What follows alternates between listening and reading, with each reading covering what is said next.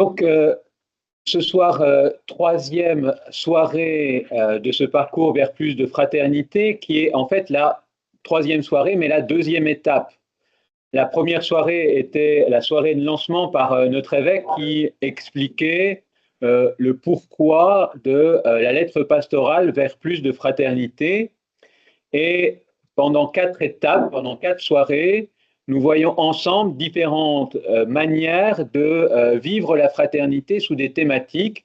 La semaine dernière, le Père Alexandre-Marie Valder a parlé de la parole de Dieu pour qu'elle devienne vraiment, qu'elle prenne une place centrale dans ce chemin vers la fraternité, et comment la parole de Dieu est quelque chose qui convertit nos cœurs et qui nous appelle à aller vers les autres, parce que la parole de Dieu implique forcément la fraternité qu'est l'Église, puisque c'est de l'Église que nous recevons la parole de Dieu, et c'est en Église que nous la lisons.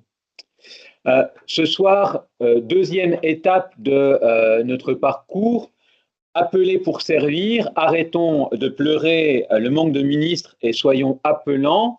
C'est une réalité qui doit, là encore, nous concerner tous, c'est-à-dire ce n'est pas des options parmi lesquelles on pourrait choisir, mais comment on est tous impliqués dans cette démarche d'appeler pour le service de l'Église et d'être une Église qui est appelante pour les besoins qui sont les siens.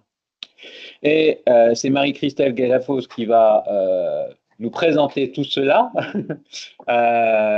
donc déléguée épiscopale pour les laïcs en mission ecclésiale, à la fois pour le suivi des missions et pour la formation en vue de ce service.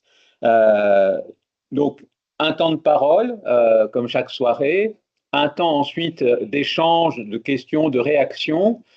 Ensuite, j'essayerai de peut-être tirer quelques fils rouges pour mettre en lien les différentes soirées. Et puis, ça sera le temps de la conclusion qui nous tournera vers la Vierge Marie. À vous la parole. Merci. Donc, bonsoir à tous. Bonsoir. Alors, je demanderai peut-être votre indulgence parce que c'est la première fois, c'est un exercice que je pratique pour la première fois. Alors, appeler pour servir. Donc dans mon plan, en fait, nous allons commencer par arrêtons de pleurer le manque de ministres. Après, nous verrons comment être des appelants et comment et pourquoi appeler, et puis par un temps de conclusion. Alors moi, je ne suis pas originaire du département, hein, mais par des témoignages et aussi par des rencontres, puisque je suis amenée à rencontrer les laïcs en mission ecclésiale, les EAP, j'ai pu en fait découvrir les réalités et l'évolution en fait de la vie diocésaine et paroissiale. En effet, nous avons tous connu cette belle époque où une église était une paroisse avec un curé. Cette belle époque où en fait le nombre de laïcs baptisés était au service de l'église. Et puis, les paroisses se sont agrandies, se sont rassemblées avec plusieurs clochers, allant de 3-4 clochers à 40-55 clochers par paroisse même. Ça a commencé par un regroupement par doyenné et puis maintenant nous sommes en secteur pastoraux. En près de 50 ans, il y a eu cette diminution de séminaristes, de prêtres et aussi de pratiquants et des laïcs aussi en service, ce que nous constatons en fait aujourd'hui. Il a donc fallu s'adapter. Et cela a commencé aussi par réorganisation de territoire. Mais en fait, il faut continuer aussi, enfin, il fallait continuer à faire connaître le Christ et annoncer la bonne nouvelle. Cette mission, en fait, qui nous est confiée en tant que baptisés. Alors, aujourd'hui, on constate qu'il est difficile d'appeler, car l'évolution de la société a fait que les personnes ont un mode de vie différent d'il y a une cinquantaine d'années, et la peur de l'engagement est aussi présente. Mais soyons reconnaissants. Disons merci. Merci à tous ceux qui se sont engagés, qui sont encore engagés pour l'Église dans notre diocèse. dans chacune des paroisses et aussi dans les mouvements et associations de fidèles.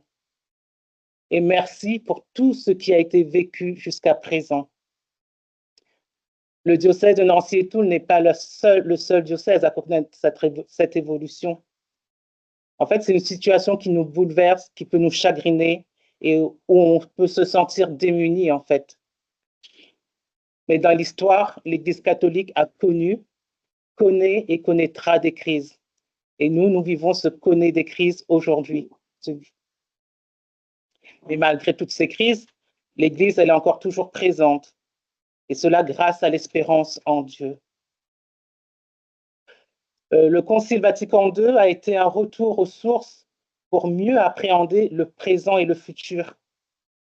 Il fallait être attentif aux signes du temps, du monde et de la société. Comment faire connaître le Christ? Comment répondre aux questions des contemporains? Dans sa lettre pastorale, Monseigneur, à la page 7, il dit qu'il faut que l'Esprit Saint fait sauter les verrous. Ces verrous sont l'anonymat, l'indifférence entre les fidèles, les jalousies, la peur de disparaître, le sentiment d'abandon, la routine, le découragement, la désespérance, l'inquiétude devant le manque de prêtres, de diacres et plus largement de chrétiens formés et durablement engagés. Or, l'Église n'est missionnaire que si elle est fraternelle. Dans Jean chapitre 13, à ceux-ci, tous reconnaîtront que vous êtes mes disciples, si vous avez de l'amour les uns pour les autres. Alors, suite à tous ces constats, il faut quand même continuer. Alors, comment être des appelants? Quand Jésus il a appelé ses futurs disciples, il a dit « Venez et voyez ». L'appel des 12, à partir de l'appel des 12, Jésus a formé ce qu'on peut appeler la première Église. En grec ancien, appelé et Église, ils ont la même racine commune. Appelé se dit kaléin et Église se dit ecclésia. Étymologiquement parlant, Église signifie ceux qui sont appelés par Jésus. Quand Jésus a appelé ses apôtres, ils lui ont tous dit oui, mais ils ne savaient pas quelle mission allait leur être confiée. Et j'aimerais un peu insister pour dire que la mission, en fait, elle nous est confiée et pas donnée. Parce qu'il ne faut pas avoir peur, en fait, quand une mission est terminée. C'est vrai que les laïcs en mission ecclésiale, les coordinateurs paroissiaux, ils savent qu'ils ont une lettre de mission, en fait, pour une mission qui leur est confiée. Il y a des lettres de service maintenant qui commencent à voir aussi le jour dans les paroisses. Mais voilà, cette mission, peut-être qu'elle est donnée pour un temps, mais la mission n'est jamais terminée. Parce qu'en tant que baptisés, nous sommes appelés à cette mission d'église. Et dans la mission, en fait, pour être au service, ça ne veut pas dire non plus de tout faire, mais d'accepter de faire les choses les unes après les autres. Dieu, en fait, il a appelé Samuel. Et par la suite, il a demandé à Samuel d'aller appeler le futur roi d'Israël, qui sera David. Donc, la personne qui a été appelée est envoyée à appeler aussi. Parce que nous avons, je pense, été un peu habitués ou c'est parce qu'on s'est dit, ben voilà, l'appel, elle est peut-être réservée aux prêtres. Mais en fait, pas que. Parce que c'est vrai que les coordinateurs dans l'aide de mission, ils sont aussi appelés à appeler des personnes au service. Les membres de l'AP aussi sont appelés aussi. Mais par notre baptême, nous sommes appelés à appeler. L'appel, elle peut être aussi surprenante pour une personne. Et des fois, elle peut se demander, mais pourquoi en fait est-ce que j'ai été appelée? Pourquoi est-ce que j'ai dit oui? En fait, à travers, c'est le Seigneur qui nous appelle. Il appelle chacun de nous au cœur de nos vies. Et l'Évangile nous dit qu'il ne s'agit pas tant de suivre le Christ, mais de nous laisser rejoindre par le Christ. un extrait de Jean 1 où en fait Nathanaël demande à Jésus, « Comment est-ce que tu peux me connaître ?» Jésus lui répond, « Avant même que Philippe te parle, quand tu étais sous le figuier, je t'ai vu. Tu verras des choses plus grandes encore. » Et il y a un autre type d'appel, c'est un appel intérieur, où une personne peut se sentir poussée à aller au service pour l'Église. Je peux donner, je vais faire un petit peu travailler. Si une personne vient vers vous et vous dit, voilà, moi je sens que je dois être au service de l'Église, mais je ne sais pas quoi faire. Qu'est-ce que vous lui proposeriez? Quel type de service? Qu'est-ce que, voilà. Oui, la permanence. Après. Comment? Pour voir ce charisme. Voilà, voir ce charisme. On donne le numéro de téléphone du curé, d'un prêtre ou du curé. Avec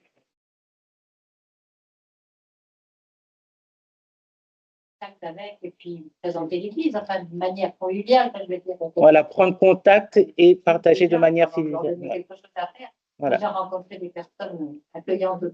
Voilà. Donc c'est vrai que on a peut-être cette première intuition justement de donner en fait voilà, des services qu'on appelle aussi des structures. Et par contre, voilà, j'ai entendu l'écoute et après l'écoute, voilà, des échanges et voir ces échanges vont voilà, révéler, comme il disait Dany, les charismes, ses dons, ses compétences. Alors, comment appeler et pourquoi appeler?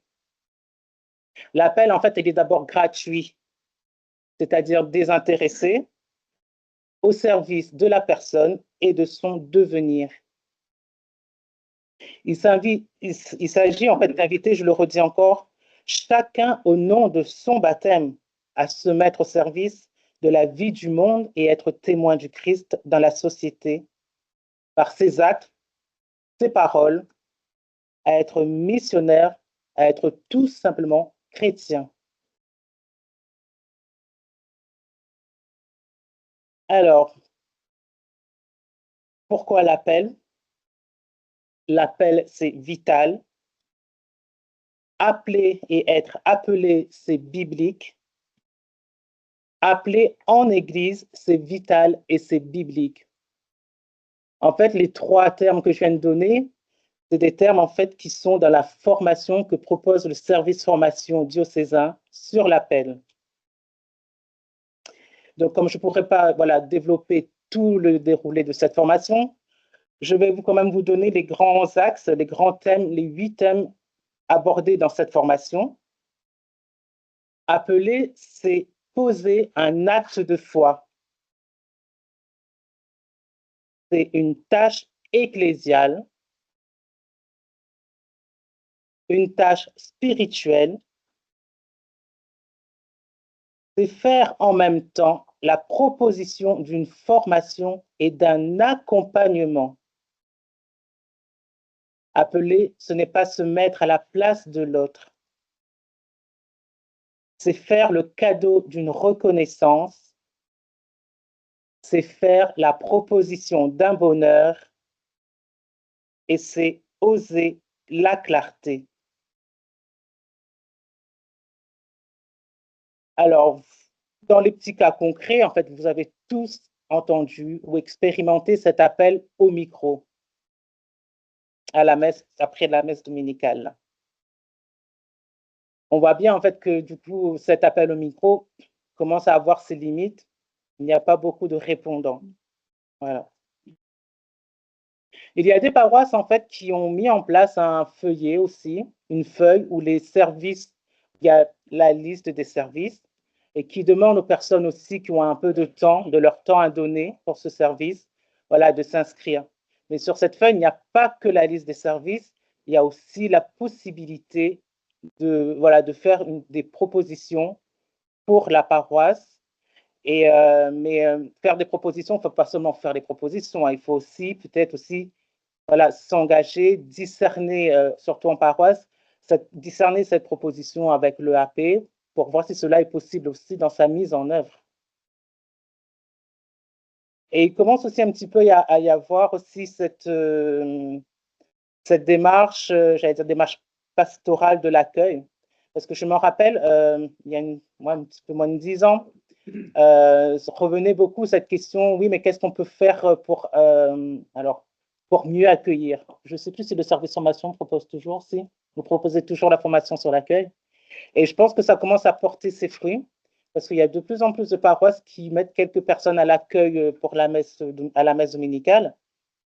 Et ça permet voilà, de voir pas seulement les nouvelles personnes, mais d'accueillir et d'intégrer les paroissiens dans la communauté.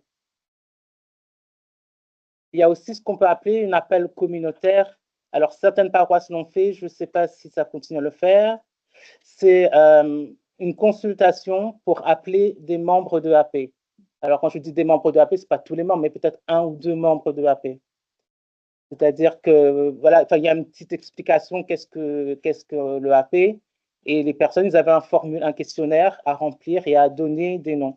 Parce que des fois, quand on est trop, enfin, je ne vais pas dire trop dans le AP, mais dans nos affaires, bah, du coup, il y a des personnes qu'on voit, mais qu'on ne connaît pas forcément. Alors que tandis que peut-être d'autres personnes qui connaissent mieux cette personne qui doit être appelée, bah, peut donner son nom parce que, voilà, justement, elle a senti qu'elle avait ses compétences pour être en EAP. Voilà. Et dans l'appel, il y a un point aussi qui est important, c'est le discernement. Le discernement pour l'appel. Alors, peu importe la façon d'appeler, mais le discernement, il peut être individuel ou communautaire. Parce que discerner, c'est en fait chercher Dieu pour nous, chercher Dieu pour moi. Parce que le Seigneur, il s'exprime à part l'intermédiaire des êtres humains. L'Écriture sainte et la tradition, qui sont des critères ecclésiaux de discernement, en sont les illustrations, de même que les sacrements. Et par tous ces moyens, c'est le même Esprit Saint qui parle.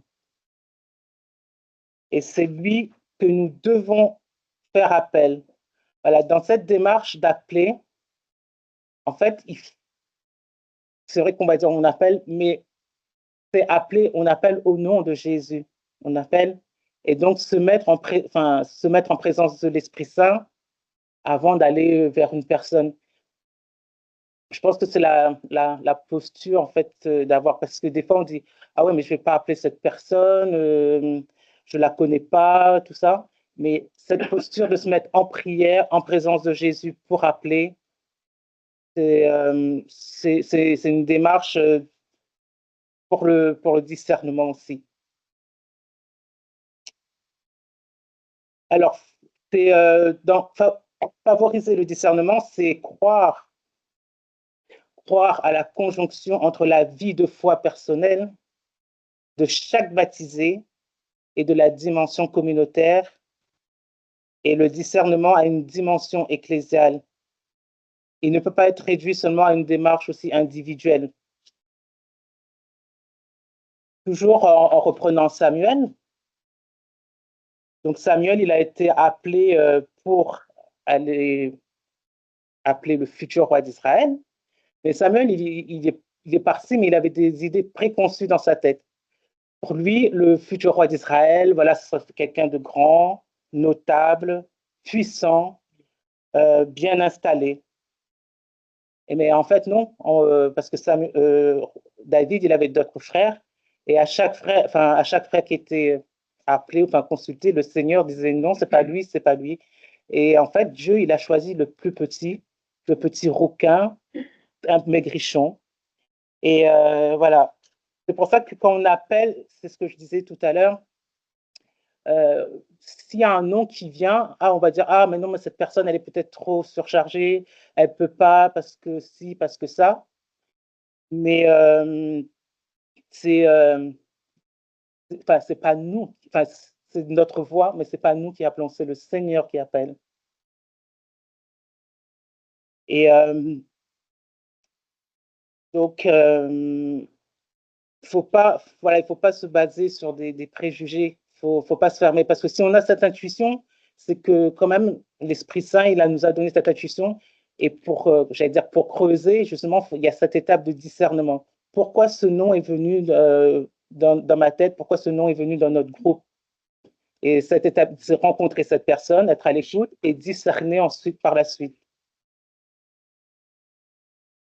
Alors, pourquoi l'appel dans le parcours vers plus de fraternité? Alors, Monseigneur Michel, toujours dans sa lettre, a appelé donc à ces petites fraternités. Alors, c'est écrit dans la lettre, je ne rajoute pas comme ça, mais c'est fraternité locale missionnaire. Bon, c'est vrai que Monseigneur, souvent, il réduit à petite fraternité, mais fraternité locale missionnaire parce que c'est afin de mettre en œuvre cette conversion missionnaire, une conversion à la mission qui découle de la vie fraternelle. C'est vrai que on a vu, tout à l'heure, les paroisses maintenant sont étendues et cette petite fraternité locale missionnaire permet de retrouver cette proximité. Ça peut être dans sa famille, dans une église, chez un des paroissiens, dans un mouvement. Ainsi, cela permettrait à l'Église catholique d'être présente et de poursuivre sa mission d'évangélisation avec la diversité des personnes qui sont membres du corps du Christ. Avec l'existence des petites fraternités locales missionnaires, cela ne veut pas dire qu'il ne faut plus appeler. Bien au contraire, cette proximité, justement, va permettre en fait de voir la présence de Dieu et les appels de Dieu. Donc tout à l'heure, j'ai entendu le mot charisme. Ça va permettre en fait de révéler les dons, charisme d'une personne. Alors peut-être dans des fraternités, il y aura pas de révélation, j'allais dire, mais peut-être que dans d'autres, oui. Ça ne veut pas dire que parce qu'on est en petite fraternité qu'il y aura forcément une révélation. Mais il me semble aussi important, justement, dans ces petites fraternités, d'accueillir les nouveaux croyants, les catéchumènes qui sont aussi le signe d'espérance de notre temps. Ils ont leur place dans ce chemin de conversion missionnaire et c'est vrai que il y a toujours cette peur, comme je le disais tout à l'heure, de surcharger, qu'ils n'ont pas le temps et qu'ils ont un emploi du temps bien plein. Alors peut-être que là, il faut peut-être trouver d'autres moyens. C'est vrai qu'avec combiner des rencontres présentielles et peut-être des rencontres, alors je ne vais pas dire que visio, mais c'est vrai qu'il y a ces moyens numériques qui nous sont donnés aujourd'hui, peut-être qu'on ne met pas suffisamment, qu'on ne le déploie pas suffisamment. Parce que la rencontre présentielle, elle est bien, hein, mais il faut peut-être voir peut-être autre chose. Par exemple, je vois que les catéchumènes, il y a beaucoup de difficultés dans les paroisses à les rassembler. Des fois, jusqu'à la dernière minute d'un rendez-vous pris, c'est annulé. Et peut-être il a annulé, mais peut-être envoyer à ce catéchumène un extrait biblique, une citation, une petite vidéo pour montrer que tu n'as pas pu être là aujourd'hui, mais le Seigneur continue son chemin avec toi. Et la place de ces catéchumènes aussi, dans ces nouveaux croyants, dans les petites fraternités, ça permet aussi de poursuivre leur cheminement, parce qu'ils ont le cheminement, on va dire, de catéchèse, mais il faut, pour être dans cette communauté, il faut les accompagner aussi pour qu'ils continuent à connaître le Christ, continuent à connaître ce qu'est l'Église. Et ces fraternités, justement, pour permettre aussi de leur transmettre, peuvent être intergénérationnelles. Et ce qui pourrait aussi laisser la place à la créativité. Parce que c'est vrai qu'on est dans un fonctionnement, moi inclus, qu'on a connu pendant 50 ans et c'est difficile. C'est difficile de laisser la place à la créativité parce qu'on n'arrive peut-être pas forcément à se projeter, mais parce qu'on est dans des structures et je sais pas, on ne perçoit pas, on ne sent pas comment laisser cette place à la créativité. peut-être un exemple, justement, cette personne qui vient vous voir pour vous dire, ben voilà, je sens que je suis appelé à la mission, mais je ne sais pas quoi faire. Voilà, il y a ce temps d'échange avec cette personne, vous l'écoutez. Bon, on va dire que son métier, c'est infirmière. Et dans l'écoute, elle dit voilà, qu'elle aime bien le dessin, elle a ce don de dessin. Ben, comment vous, à la paroisse, enfin, voilà, ce don-là, comment vous pouvez vous l'utiliser? Elle peut dessiner peut-être pour la feuille dominicale, pour faire des dessins pour le bulletin paroissial, faire des dessins aussi, par exemple, quand il y a des projections, ben, voilà, pour mettre des, comment dire, pas encadrer, illustrer, voilà, merci, pour illustrer sur les sites Internet. Et c'est des petites choses qui, j'allais dire que, voilà, qu'on n'a pas forcément l'habitude non plus, mais justement, il faut sortir de ses habitudes. Et je sais bien que ce n'est pas facile de sortir de ses habitudes. Et dans cette petite fraternité, alors, on parle de la place des cinq essentiels dans les petites fraternités. Donc, ces cinq essentiels, ça ne veut pas dire en fait qu'il y a une petite fraternité qu'il faut absolument en fait avoir les cinq essentiels, mais voilà, essayer à chacune des rencontres, voilà, pas chacune des rencontres, mais voilà, essayer d'ajuster pour mettre un petit peu plus de ces essentiels dans la rencontre. Mais dans les essentiels, en fait, il y en a 4 qui va mener vers le cinquième essentiel. Là, il y a la prière, la place de la prière, donc la parole de Dieu, la place de la fraternité, donc la convivialité, la formation, le service. Et en fait, ces 4 essentiels-là, c'est pour aller vers le cinquième essentiel, qui est l'évangélisation. Être témoin du Christ. Alors, j'ai déjà entendu que, voilà, être témoin du Christ, en fait, ce n'est pas être, enfin, voilà, ça peut dire témoin Jéhovah. Ben non, parce qu'en fait, nous, il nous a demandé, en fait, de témoigner de notre foi auprès des nouveaux croyants, ou bien des personnes qui sont en questionnement par rapport à l'Église. Et j'allais dire que, en fait, témoigner, on ne sait pas encore le faire. Parce que comme le disait le père Alexandre Marie la semaine dernière, quelqu'un lui pose la question, mais pourquoi vous allez à la messe tous les jours? Voilà, il faut mettre des mots sur ce qu'on vit n'est pas évident. Enfin, voilà. Et peut-être que le service formation peut proposer une formation de témoignage aussi, je ne sais pas. Mais voilà, c'est vrai que le témoigner, on a du mal à le faire, mais ça va venir, voilà. Et donc là, être témoigné aussi, c'est inviter en fait de manière aussi privilégiée cette personne à rejoindre notre communauté, à rejoindre l'Église. Tout à l'heure, je parlais de charisme, appelé selon les charismes. Dans notre pratique, en fait, c'est vrai, comme on disait, on a besoin de personnes pour être au service, mais au service souvent dans des structures. C'est nécessaire, je le redis encore. Hein. Et il faut tenir compte des charismes et des compétences de la personne. Et là, je rajouterai aussi de sa disponibilité, parce que voilà, on sait très bien que les agendas ne sont pas extensibles. Et donc, il est bon en fait de repérer justement dans ces petites fraternités, alors pas que dans les petites fraternités, hein, voire même dans la communauté, les dons en fait qui sont donnés, enfin, à travers les personnes que nous rencontrons, afin de solliciter ces dons, ces aptitudes au service de l'Église, au service de la pastorale. Alors, quels sont les charismes et pourquoi nous sont-ils donnés? Je vais prendre la première lettre de Saint Pierre. Ce que chacun de vous a reçu comme don de la grâce, mettez-le au service des autres. Comme de bons gérants de la grâce de Dieu sous toutes ses formes. Si quelqu'un a le don de parler, qu'il dise la parole de Dieu.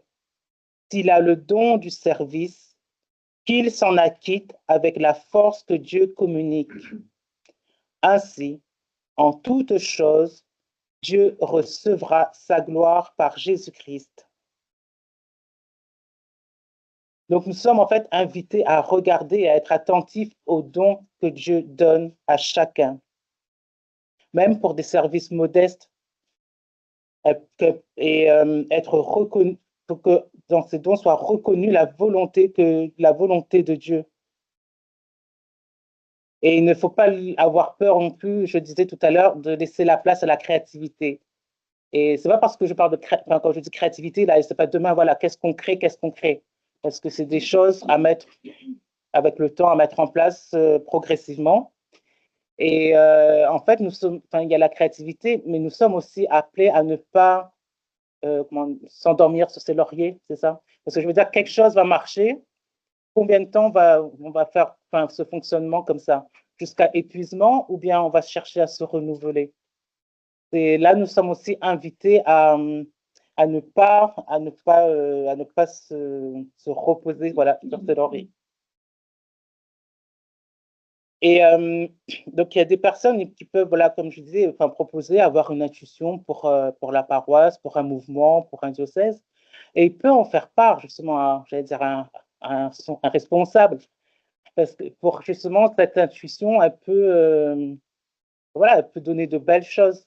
Par exemple, vous connaissez le groupe Glorious, Benoît Pouzin, donc lui, quand il est revenu des GMJ, il était allé voir le cardinal Barbarin à l'époque. Il a dit, tiens, j'ai cette intuition de transmettre la parole de Dieu. C'est sûr, ils font de la pop louange, et dans cette pop louange, il y a toujours cette transmission de la parole de Dieu, cet amour de la parole de Dieu. Et voilà, donc son intuition, voilà, c'est pas parce qu'il a dit tout de suite, mais cette intuition a germé, a été réfléchie.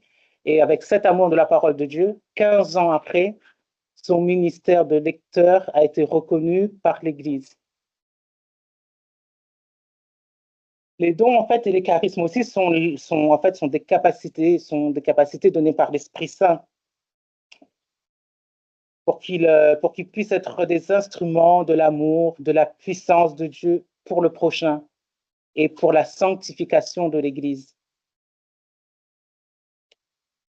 Quand on parle le don de parler, par exemple, que je disais tout à l'heure, c'est pour aider à approfondir et à comprendre la parole de Dieu, pas seulement par l'intelligence, mais aussi par le cœur.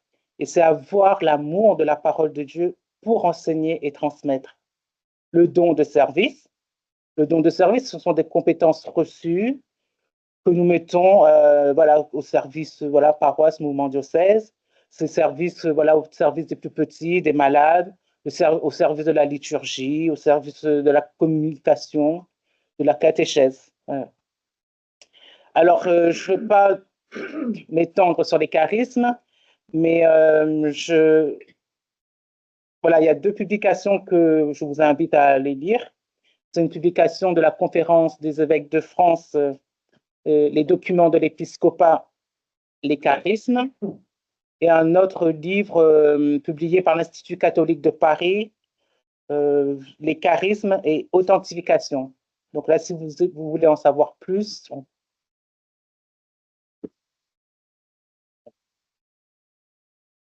Alors, en conclusion, en fait, cette intervention, voilà, c'est pas pour vous dire, voilà, vous devez faire ça, c'est comme si, c'est comme ça, mais c'est voilà, pour déjà initier, inciter à cette importance de l'appel. Je sais que ça ne va pas se faire du jour au lendemain, ça j'en suis consciente, mais voilà, c'est vraiment vous solliciter en fait cette importance pour que l'Église, justement, puisse continuer demain. Donc là, appeler, donc, ce sont les dons qui permettraient une nouvelle organisation, enfin, je dis organisation, mais moins cloisonnée. C'est respecter aussi la disponibilité de chacun et peut-être que le rôle des acteurs pastoraux sont amenés à évoluer et pour les mettre plus au service de l'accompagnement du chemin de vie et de foi de chaque baptisé. J'allais dire, n'ayons pas peur d'appeler, n'ayons pas peur de la créativité, ayons confiance dans le Seigneur, parce que les signes du temps nous est donné. Alors, question, est-ce qu'il faut mettre en place une pastorale de l'appel? Voilà, je m'arrêterai là pour aujourd'hui. Alors, j'ai pour tâche normalement de devoir faire un petit peu le fil rouge et de reprendre l'intervention de l'intervenant pour en tirer quelques. Voilà. C'est pas une tâche facile et c'est pas refaire l'exposé, surtout pas, mais peut-être de remettre en perspective des points qui pourront rester, qui pourront enrichir aussi tout le parcours et qui pourront déjà nourrir la table ronde qui conclura le parcours, qui sera la 6e soirée, table ronde avec tous les intervenants de ce parcours diocésain vers plus de fraternité. Je pense qu'une grosse, un gros point important qui a été souligné en tout premier et qui est vraiment, je pense, quand même fondamental par rapport à l'appel, c'est on pense appel vis-à-vis de nos besoins à nous. C'est-à-dire les besoins locaux de nos réalités, c'est de se dire, ben voilà, il y a tel groupe de catéchisme qui n'a pas de catéchiste, et donc il y a une catéchiste ou un catéchiste qui est obligé de faire 2 niveaux. Mais fondamentalement, derrière la question de l'appel, il y a cette réalité fondamentale que la mission de l'Église reste toujours la même, c'est annoncer Jésus. C'est-à-dire, c'est la dernière chose qui a été soulignée, c'est une des premières qui a été dite dans l'exposé. C'est vraiment ça. Il n'y a pas d'appel en dehors de la mission de l'Église. Et ça résonne avec un autre point, lorsque nous appelons, quelles que soient nos responsabilités, cela devrait être en résonance avec l'appel du Christ. Fondamentalement, ce n'est pas notre appel, mais c'est l'appel du Christ à travers son Église qui appelle voilà, à des missions particulières ou à une mise au service de charisme. La citation de la première lettre de Pierre, mettez chacun de vos talents, chacun de vos charismes, mettez-le au service les uns des autres. C'est cette dimension qui est une dimension ecclésiale, du moins une dimension à la fois christique, voilà, c'est annoncer Jésus-Christ, et une dimension ecclésiale du service mutuel. Et on trouve dans l'appel quelque chose qu'il y a de présent également dans le double commandement du Seigneur, dans l'ordre de la charité. Aimer le Seigneur de tout ton cœur, de toute son âme et de toute sa force, et le prochain comme soi-même. C'est-à-dire que l'appel, il est à la fois en vue d'édifier le corps du Christ, d'édifier l'Église pour qu'elle réponde à sa mission fondamentale qu'est l'annonce du Christ, et à l'intérieur de cette mission fondamentale, il y a aussi le service mutuel que les frères se rendent les uns vis-à-vis des autres. Et c'est en cela que l'appel fait vraiment partie d'une dimension vers plus de fraternité, parce que ce n'est pas simplement, alors vous me pardonnerez l'expression, mais boucher des trous dans une organisation, mais aussi se dire que moi, comme chrétien, comme baptisé, je suis enrichi par ce que l'autre va apporter parce qu'il aura été appelé, et parce qu'il aura été suscité dans une mise au service de tous de son talent, de sa capacité, du charisme qu'il a reçu de Dieu. Et les appels nous enrichissent. C'est-à-dire, ce n'est pas simplement les appels allègent un petit peu nos tâches en disant bah, s'il y a quelqu'un d'autre qui le fait, c'est bien, je n'aurai pas à le faire. Mais c'est vraiment cette idée d'enrichissement de toute la communauté ecclésiale et d'une communauté ecclésiale locale qui aura un rayonnement plus important à partir de cette réalité. Et donc, devant une telle réalité, on peut bien entendu penser que oui, les appels au micro ont un peu leurs limites. Parce que pour pouvoir dire à une personne, ton charisme, ta capacité que tu as va nous enrichir chacun, bah, ce n'est pas une annonce qu'on peut faire au micro. Parce que c'est une annonce qui va passer par une apostrophe en tu ou en vous, si, voilà, s'il y a la distance du politesse, mais parce que ça va être presque sollicité de un à un. Et on le sait bien, c'est beaucoup plus facile il y a généralement plus de répondants quand on va dire Micheline, est-ce que tu voudrais pas donner un service concret, c'est le repas paroissial dans 15 jours, on a besoin de 3 quiches supplémentaires, n'importe quoi, plutôt que de dire au micro, bah voilà, nous avons besoin de cuisinières, nous avons une cuisinière, voilà, ça se perd un petit peu dans les méandres de l'église.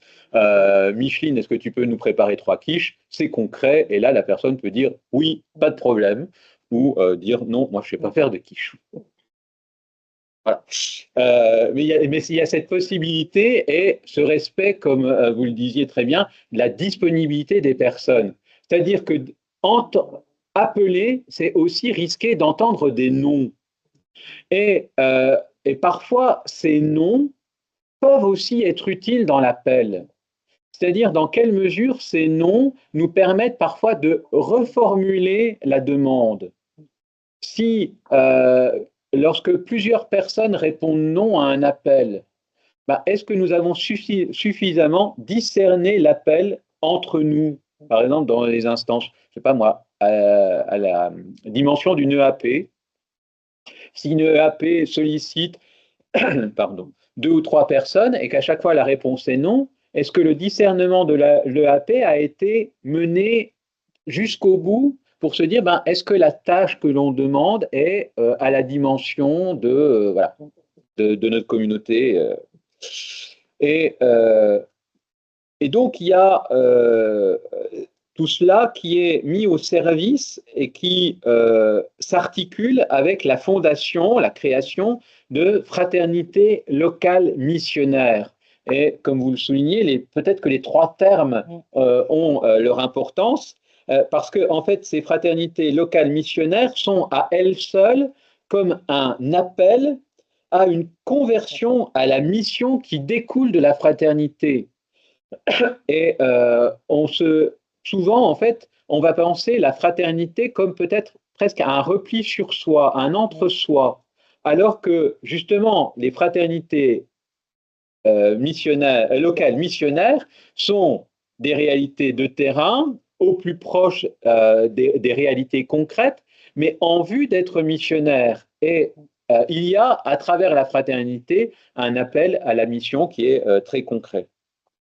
Puis en fait, vous rappeliez les 5 essentiels, prière, convivialité, formation, service et mission.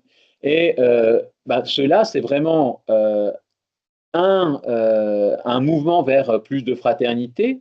Et en même temps, on voit bien que peut-être que ces 5 essentiels sont à chaque fois un appel précis. Il faut, d'une certaine manière, toujours appeler à la prière pour se dire que il n'y a pas de vie chrétienne sans lien au Christ et un lien personnel et lien communautaire à la fois.